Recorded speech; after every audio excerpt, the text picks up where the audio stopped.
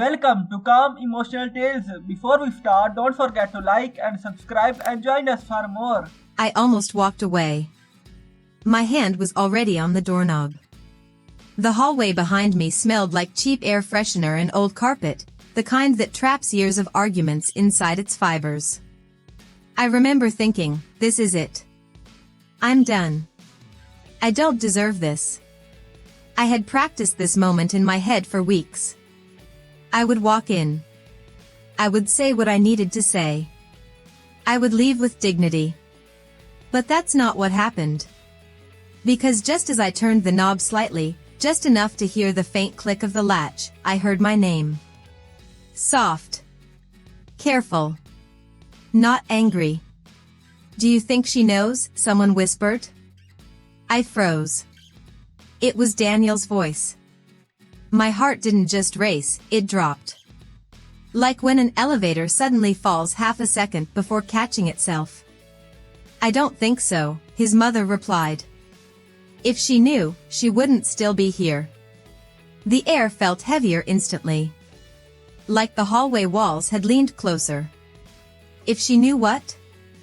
That sentence echoed louder than any shout ever could. I should have left. I should have opened that door and walked out like I promised myself. Instead, I stayed. I know that sounds dramatic, but sometimes your entire life splits into two versions, the one where you leave, and the one where you stay long enough to hear the truth. And I stayed. 3 hours earlier, I had driven to Daniel's house ready to end our relationship. Not because I stopped loving him, but because I was tired of feeling invisible. We'd been together 3 years. 3 years of shared coffee mugs, late-night phone calls, meeting each other's families. 3 years of promises that slowly started sounding rehearsed instead of real. Lately, something felt off. He'd started stepping outside to take calls. His replies became shorter. His smile, the one that used to reach his eyes, started fading halfway through. And I'm not the paranoid type. I don't check phones. I don't create drama. But I notice patterns. And the pattern was distance. So I decided I wouldn't beg. I wouldn't accuse. I would simply walk away. That was the plan. Now I was standing in his hallway, hearing a conversation I wasn't meant to hear. Daniel exhaled sharply. I just don't know how to tell her. Tell me what? My fingers tightened around the cold brass knob. His mother's voice softened. You can't keep pretending. It's not fair to her. Pretending? The word hit me harder than anything else. For a second, I felt stupid. Like the only person in the room who didn't know the joke. I leaned closer to the door without realizing it. Daniel's voice cracked slightly. I know. I don't want to hurt her. That's when something inside me shifted. Hurt me? So this wasn't about me leaving. This was about him. My chest felt tight, but not from sadness, from confusion. Was there someone else? Was he planning to break up with me? Had I misread everything? My brain moved fast, trying to prepare for impact. But nothing prepared me for what came next. I can't marry her, he said. Silence. Complete silence in the hallway. The kind that makes your ears ring. Marry. The word echoed like a gunshot. We weren't even officially engaged, but we'd talked about it. We'd picked out cities we might live in. We joked about baby names. I thought we were heading there. Apparently, I was walking alone. His mother spoke again, gently but firmly. Then you need to tell her the truth. Truth. What truth? My stomach twisted. For a split second, anger surged through me. How dare he discuss our future like this without me? How dare he decide something so big in a closed room while I stood in the hallway like a stranger? But beneath the anger was something else. Fear. Because what if the truth wasn't betrayal? What if it was something worse? Something I didn't expect? Daniel's voice dropped lower. I had to strain to hear. I love her. That's not the problem. My breath caught. Not the problem? Then what is, his mother asked. There was a long pause. Long enough that I wondered if he had walked away. And then he said it. She deserves someone who isn't broken. Broken. I blinked. That wasn't the direction my thoughts had been racing toward. Broken? I leaned my forehead against the cool wall. What was he talking about? His mother sighed softly. Daniel. I can't give her the life she wants.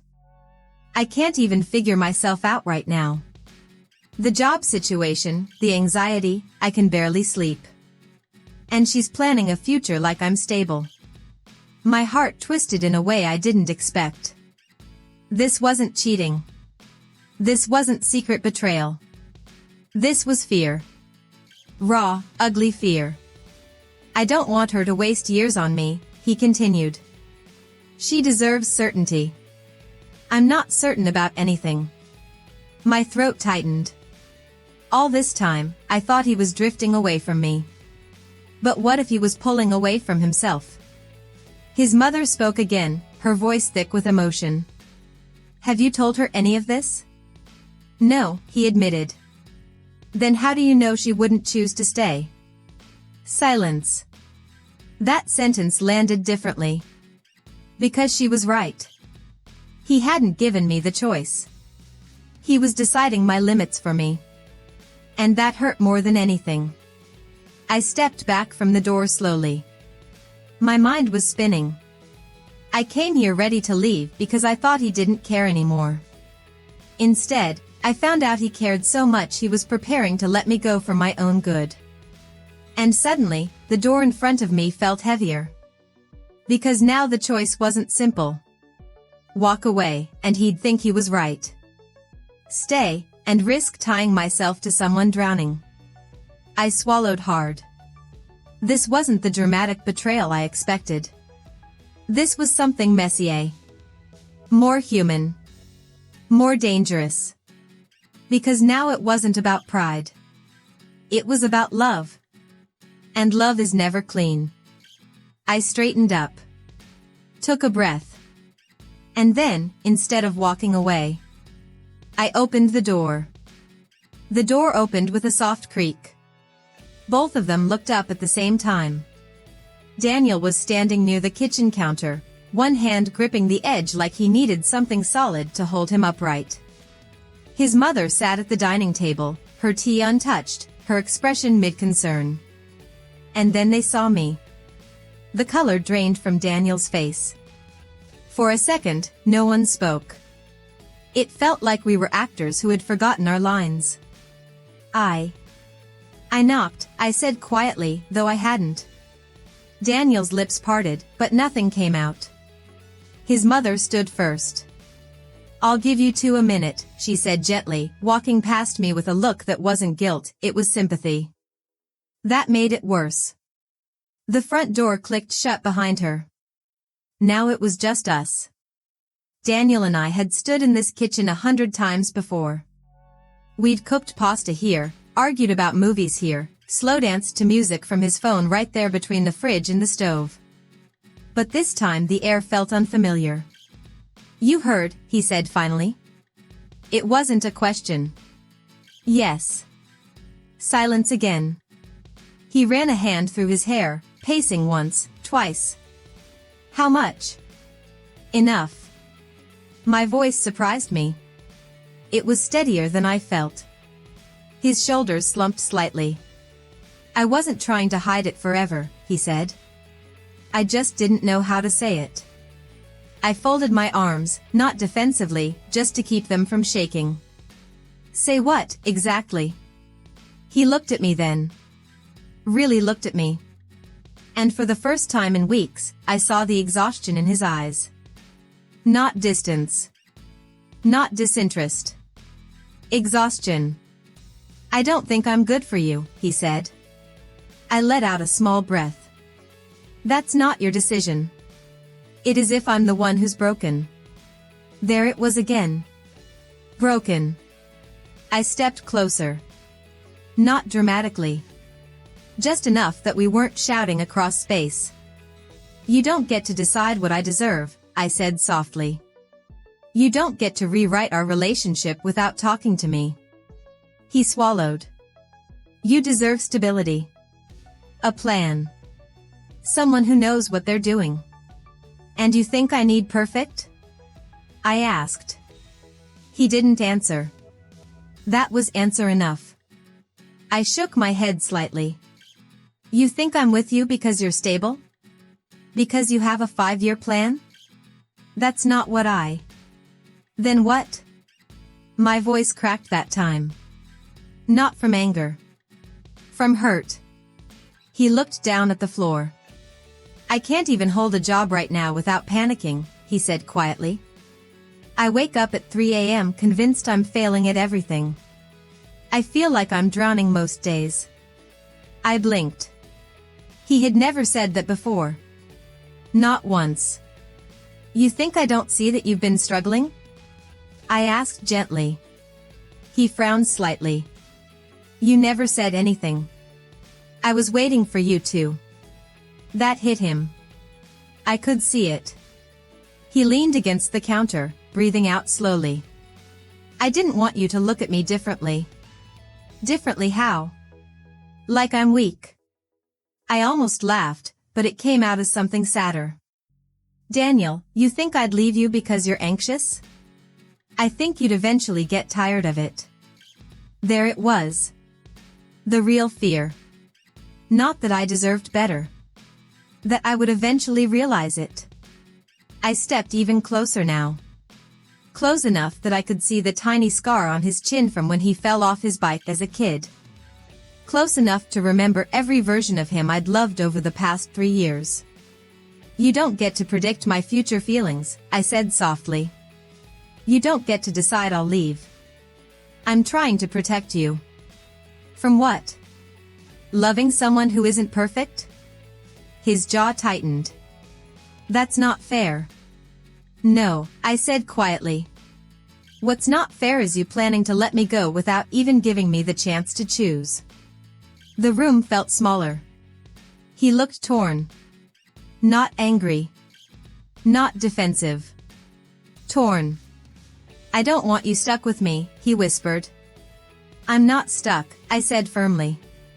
I'm here. That sentence hung between us. I'm here. Simple. Heavy. He closed his eyes for a second like the words physically hurt. You shouldn't have to carry me, he said.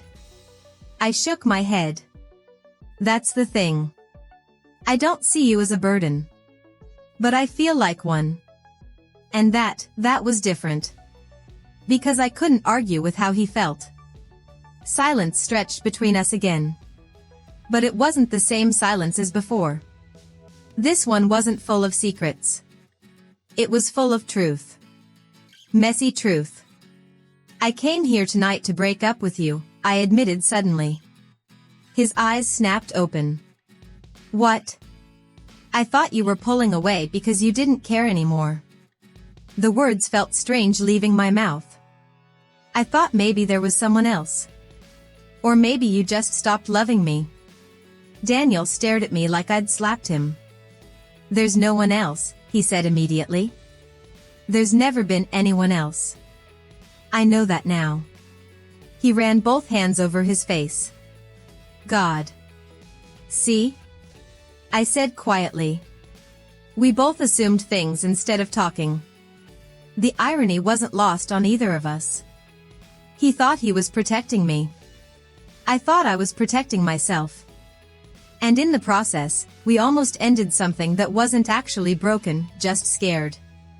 I don't need you to be perfect, I said slowly. I need you to be honest. He looked at me like that was harder. Because it was. Being honest means admitting you're not okay. And that's terrifying. What if I don't get better? He asked. It wasn't dramatic. It was genuine. What if I stay like this? What if I keep struggling? What if I hold you back? I took a breath. Then another. This was the moment. The fork in the road. I can't promise the future, I said. But I can promise this, I would rather face the truth with you than build a future on silence. His eyes softened slightly. And if I fall apart, he asked. Then we figure it out. You make it sound easy. It's not, I said honestly. But neither is walking away. The words lingered. He stepped closer. Not touching me. Just close.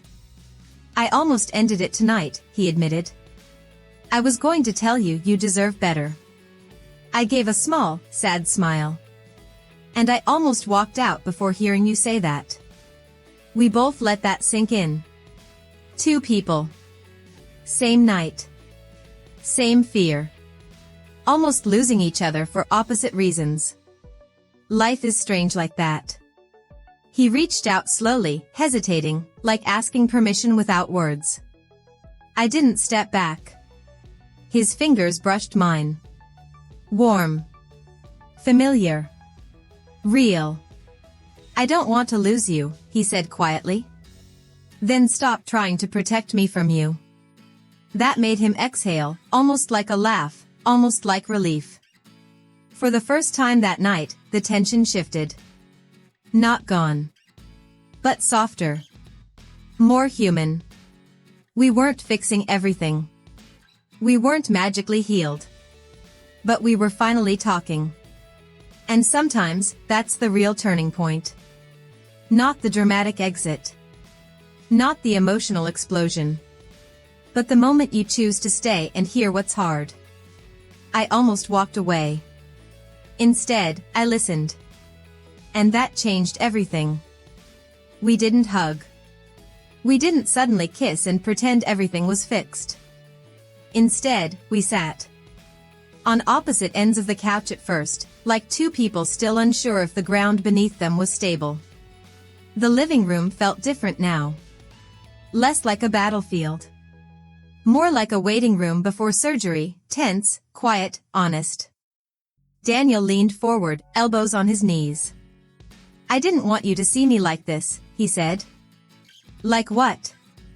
He stared at the floor for a long moment. Small. That word did something to me. Because I had never once looked at him and seen small. Frustrating sometimes? Yes. Closed off? Definitely. But small? Never. You know what's crazy? I said softly. I thought you were pulling away because you felt bigger than me. Like you outgrew us. His head snapped up. What? No. That's how distance feels, I replied. Like you're being left behind. He leaned back slowly, absorbing that. I've felt behind my whole life, he admitted quietly. That was new. I shifted slightly closer without making it obvious. Behind who? I asked. Everyone. He let out a humorless breath. My friends are getting promoted. My sister just bought a house. Even you're steady. You know what you want. I feel like I'm stuck at the starting line while everyone else is already running. There it was. Not fear of commitment. Not loss of love. Comparison. I recognized that monster immediately. I don't need you to win some imaginary race, I said gently. But I do, he replied. I frowned slightly. For myself, he clarified. I wake up every day feeling like I'm failing. And then I look at you, planning trips, talking about future apartments, and I think, how can I promise her stability when I can't even promise myself a calm night's sleep? His voice didn't break. But it thinned. That subtle tremor you only hear when someone is holding back more than they're saying. Why didn't you tell me it was this bad? I asked. He gave me a look, almost confused. Because you look at me like I'm strong. I look at you like you're human. He didn't respond immediately. Instead, he studied my face like he was searching for evidence. I thought if I admitted how overwhelmed I feel, he said slowly, you'd start seeing cracks. I already saw them, I replied softly. That caught him off guard. You did?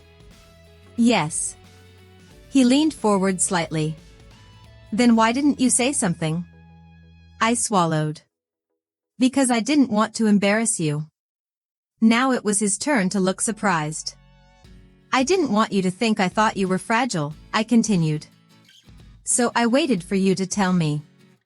And I waited for you to notice without me having to say it. We both sat with that. Two people trying to protect each other. Both ending up alone in their heads. I've been having panic attacks again, he said suddenly. The words felt heavy in the room. Again? He nodded. Since the job thing. I knew about the job loss. What I didn't know was how deep it had cut. When they let me go, he continued, I told myself it was fine. Just temporary. But every rejection email since then feels like proof that they were right. That they were right about what? That I'm not enough. I hated that sentence instantly. Not because it was dramatic. But because I could hear that he believed it. Daniel, I said carefully, losing a job doesn't define you. It feels like it does, he replied. He rubbed his hands together nervously. I keep imagining us 5 years from now. You stable. Me still trying to figure things out. And I don't want to be the reason you're held back. I shook my head slowly. You don't get it. Then explain it to me, he said quietly. So I did. I don't love you because you're ahead, I said. I love you because you're you. When you laugh too loud at bad jokes. When you stay up helping your nephew with homework. When you bring me coffee exactly the way I like it without asking. His eyes flickered slightly. You think that disappears because you're struggling? He didn't answer. That's what hurts, I continued softly. You think your value is tied to performance. He exhaled slowly. Isn't everyone's? No. It came out firmer than I expected. No, I repeated more gently. Not to the people who actually love you. Silence settled again, but it wasn't heavy this time. It was thoughtful. I've been in therapy before, he admitted. That surprised me. You never told me. I didn't think it mattered. It matters, I said. He shrugged lightly. I stopped going last year when things felt better. And now? He hesitated. I think I should go back. That felt like progress. Real progress. Not dramatic declarations. Just small admissions. I'll support that, I said. I don't want you to feel responsible for fixing me, he added quickly. I'm not your therapist, I replied. I'm your partner. He looked at me differently after that. Not with guilt. Not with fear. But with something steadier. I almost lost you tonight, he said quietly. We almost lost each other, I corrected. He nodded slowly. Would you really have walked away, he asked. Yes. The honesty surprised even me. His jaw tightened slightly. Why? Because silence feels like rejection. That sentence lingered. I thought you were detaching, I continued. I thought maybe you were slowly preparing to leave. I wasn't leaving, he said immediately. You were withdrawing. He didn't argue. I didn't want to need you too much, he admitted. Why? Because needing someone gives them power. That stopped me. Power to hurt you? He nodded faintly. I softened. Daniel, loving someone already gives them power. He swallowed. And they can still choose to stay, I added. We sat there for a long moment. Not fixing everything, but finally standing in the same emotional space. No more guessing, I said. No more protecting you from things you didn't ask to be protected from, he replied. Deal. He extended his hand like we were signing a contract. I smiled slightly and took it. His grip was warm. Steady. Still him. Not broken. Just human. But just as the tension started easing, his phone buzzed on the coffee table.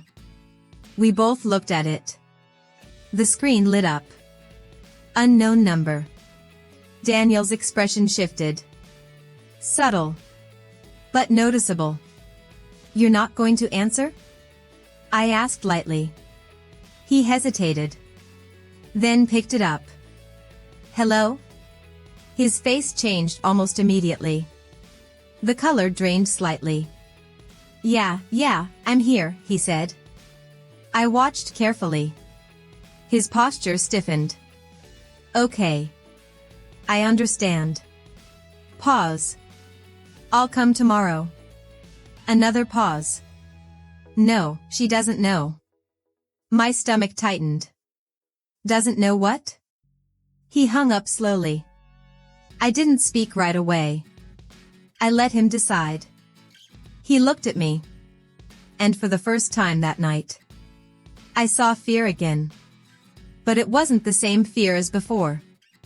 This one was different. Darker. I need to tell you something else, he said quietly. And suddenly, I realized. The hallway conversation wasn't the whole truth.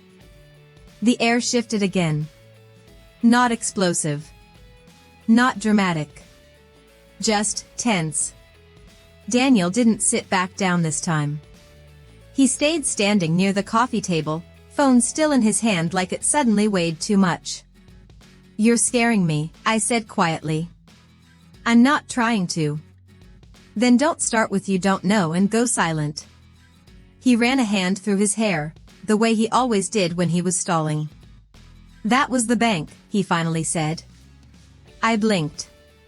The bank? He nodded once. And? They're moving forward. With what? He swallowed.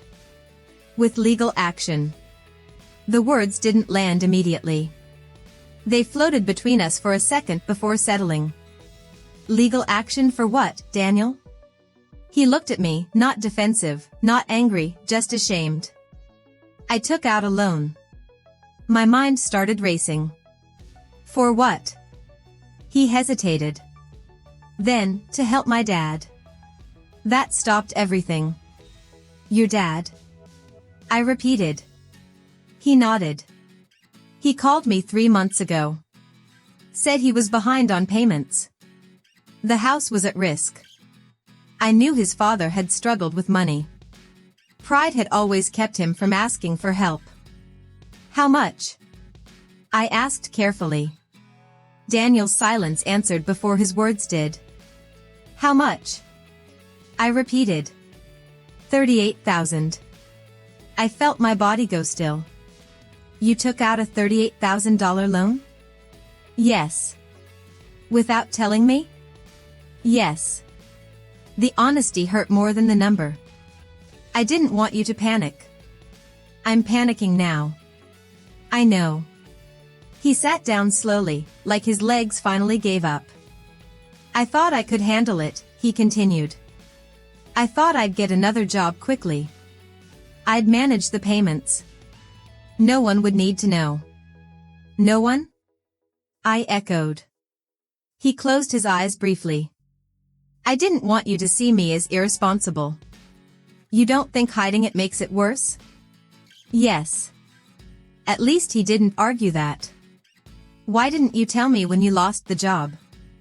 I asked. Because then it would have sounded even worse. So you chose silence. He nodded. And stress. And panic attacks. And pushing me away. His jaw tightened slightly. I didn't want you attached to a sinking ship. That sentence hit harder than anything else. You don't get to decide if I stay on the ship, I said. His eyes lifted slowly. That's my choice. I didn't want to drag you into my mess. I was already in it, I replied softly. I just didn't know the details. He leaned forward, elbows on his knees again. They said if I don't pay the overdue amount by the end of the month, they'll escalate it. How overdue? 3 payments. My chest felt tight. Does your dad know you're struggling? He shook his head immediately. No. Why? Because I told him not to worry. I told him I had it under control. And do you? No. The vulnerability in that word was real. Raw. I'm not asking you to fix this, he said quickly. I didn't want you hearing it from someone else. Like who? He hesitated. The bank might call references. My stomach dropped. Was I listed? He didn't answer. Daniel. Yes. I stood up. Not out of anger. But because sitting suddenly felt impossible. So I could have gotten a call about a legal issue I knew nothing about? I never thought it would get this far. That's not the point. Silence stretched again. But this time it wasn't confusion. It was impact. He looked small again, not in worth, but in posture. Curled inward. Guarded. I wasn't trying to betray you, he said quietly. I know. And I wasn't planning to hide it forever. When were you going to tell me? He thought for a second. When I fixed it. That hurt. Daniel, that's not partnership. I know. I exhaled slowly. The anger was there. But so was understanding. I'm not mad you helped your dad, I said carefully. I'm mad you carried this alone. He looked up at me. I thought you'd see me differently. I do see you differently, I admitted. His face fell slightly. I see how much pressure you put on yourself. How far you'll go to protect everyone else. Even when it hurts you. He blinked a few times. That's not weakness, I continued. But it's not sustainable either. He leaned back slowly. I didn't want you to think I was unstable. Financial struggle doesn't make you unstable. Hiding it makes you unreachable. That landed. He nodded faintly. I'm tired, he admitted. Of what? Pretending I'm fine. The honesty was heavy. But real. So what happens now? I asked. I go to the bank tomorrow. Try to negotiate. Ask for extensions. And your dad? I don't know. He stared at his hands. I can't keep covering everything. No, I said gently. You can't. He looked up at me like he expected judgment. There wasn't any. There's something else, he said quietly. I felt my chest tighten again. What? He hesitated longer this time. The reason I didn't want you to know. Yes? They offered me something. What kind of something? A settlement option. And? He looked away. It involves filing for personal bankruptcy. The word hung in the air like glass. Sharp. Fragile. Is that why you said I didn't know? I asked softly. He nodded. I didn't want you thinking your future is tied to someone who might have that on their record. My throat tightened. You thought I'd leave because of bankruptcy? I didn't want to find out. That's what this had really been about. Not money. Not pride. Fear of abandonment. I almost walked away tonight, I admitted quietly. His face shifted. But not because you're struggling, I continued. Because you shut me out. He swallowed. Would you still want this, he asked carefully, if I go through with it? I walked back toward him slowly. Stopped in front of him. I don't want a perfect partner, I said. I want an honest one. His eyes held mine. And honesty means we decide things together. Not after you've already chosen alone. He nodded. Slowly. I don't know what the right financial decision is yet, I added. But I do know this, I won't build a future with someone who thinks they have to suffer silently to deserve me. His breathing steadied slightly. So what are you saying? I'm saying if we do this, we do it fully. Transparency. No pride battles. No secret burdens. And if I mess up again? You tell me. A long pause. Then, quietly. I'm scared. I know. I don't want to fail you. You won't fail me by struggling, I said softly. You'll fail me by disappearing. That broke something open in his expression. Not dramatically. But enough. He stood slowly. Closer now. Stay, he said. It wasn't a command. It was a request. I'm here, I replied. Not because everything was solved. Not because the debt vanished. But because for the first time in months. He wasn't hiding. And neither was I. Tomorrow would bring numbers. Decisions. Consequences. But tonight? Tonight we finally stopped pretending strength meant silence. And that changed everything. The next morning didn't feel cinematic. No dramatic sunrise. No music swelling in the background. Just quiet. The kind of quiet that comes after truth has been spoken and there's nothing left to hide behind. Daniel barely slept. I could tell by the way he stared at the ceiling when he thought I was asleep. But something was different. He wasn't spiraling alone. He wasn't pretending. At 8:17 a.m., we were sitting at the small kitchen table with 2 untouched mugs of coffee. So, I said gently, what's the plan? He exhaled slowly. I go to the bank. I listen. I ask questions I should have asked months ago. And I don't decide anything until we talk about it. That mattered more than he probably realized. I'm not coming in there to rescue you, I said carefully. I don't want you to. But I will sit with you while you figure it out. He nodded. That was the shift. Not dependency. Not control. Partnership. The bank. I waited in the car while he went inside. Not because I had to. But because he asked me to. I need to do this part myself, he said. And for the first time, that didn't sound like pride. It sounded like growth. 47 minutes. That's how long he was in there. 47 minutes where I stared at my phone, then the building, then my hands, then back at the building. When he finally walked out, his face wasn't defeated. It wasn't victorious either. It was steady. He got in the car quietly. Well? I asked. He rested his hands on the steering wheel. They offered a restructuring plan. I stayed quiet, letting him continue. Lower payments. Longer term. No bankruptcy, if I commit to consistent income verification.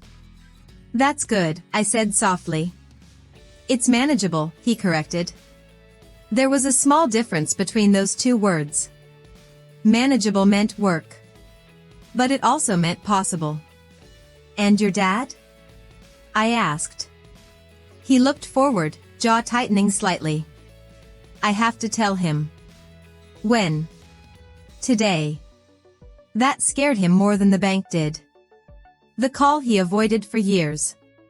We drove to a park and sat in silence before he dialed. He put it on speaker without me asking. Not to prove anything. Just to include me. His dad answered on the 3rd ring. Hey, son. Daniel swallowed. Dad, we need to talk. That sentence alone carried years of unspoken things. I can't keep covering everything, Daniel said plainly. I helped because I wanted to. But I'm in debt now. And I should have told you sooner. There was a long pause on the other end. Then. You did what? Daniel explained the loan. The missed payments. The stress. He didn't dramatize it. He didn't accuse. He just told the truth. Another long silence. And then something unexpected. I never asked you to take that burden, his father said quietly. I know. You think I want you drowning because of me? Daniel's voice cracked slightly. No. You're my son. Not my safety net. I watched Daniel's shoulders shift. Not completely relax. But soften. I should have been honest too, his father continued. Things got worse than I admitted. That was the pattern. Generations of silence disguised as strength. I'm restructuring it, Daniel said. But I need you to start handling your part. I will, his father replied. It wasn't dramatic. There were no apologies soaked in tears. But there was acknowledgement. And sometimes that's enough to begin. When the call ended, Daniel didn't speak for a minute. You okay? I asked gently. He nodded. I've been trying to be the strong one for so long. I didn't realize I learned that from him. I reached for his hand. You don't have to unlearn strength, I said. Just redefine it. The real decision. That night, we sat back on the same couch where everything almost fell apart. So here's the part we haven't said out loud, he said quietly. What part? You almost walked away. I nodded. Yes. Why didn't you? I thought about that carefully. Because when I heard you in that hallway, I said, I realized you weren't detaching from me. You were drowning quietly. He looked at me. And I didn't fall in love with someone who quits when things get complicated. His eyes softened. I was afraid you'd see me as a liability. I saw you as a closed door, I replied honestly. That's different. Silence. Then. Are you sure you want this? He asked. Not about the debt. About us.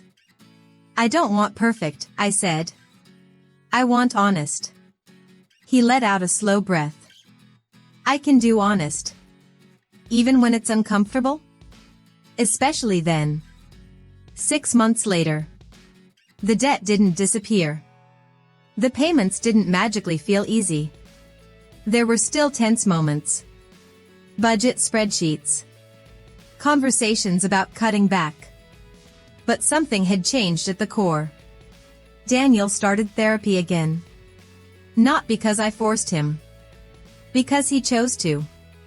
He talked about pressure. About comparison. About the fear of being not enough. And slowly, that fear stopped running the show. He found a new job 3 months later. Not his dream job. But stable. Intentional. A step forward. And the biggest difference? He talked. When he felt overwhelmed, he said it. When he felt insecure, he admitted it. When he was scared, he didn't disappear.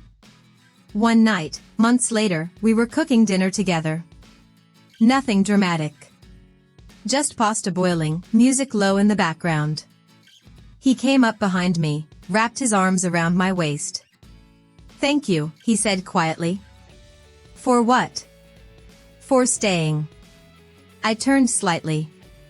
You stayed too, I reminded him. He nodded. But differently. He wasn't wrong.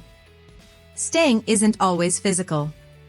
Sometimes staying means choosing transparency when pride feels easier. Sometimes it means admitting you need help. Sometimes it means saying, I'm scared, instead of walking out. The truth I learned. That night when I almost walked away. I thought I was choosing self-respect. And I was. But I also learned something bigger. Self-respect doesn't always mean leaving. Sometimes it means setting boundaries and staying to see if the other person can rise to meet them. Daniel didn't need to be flawless. He needed to be reachable. And once he was, everything changed. Not instantly. Not magically. But steadily. And steady is underrated. Final scene. A year later, we sat in the same park where he made that call to his dad. The loan wasn't gone yet. But it was under control. The fear wasn't gone either. But it wasn't silent anymore. You know, he said, looking at me, if you had walked away that night. I know. I would have told myself it was proof I wasn't enough. I squeezed his hand gently. And instead? He smiled, small, real. Instead, I learned that being enough isn't about having everything figured out. It's about letting someone see you while you're figuring it out. I leaned my head on his shoulder. And for the first time in a long time, neither of us felt small.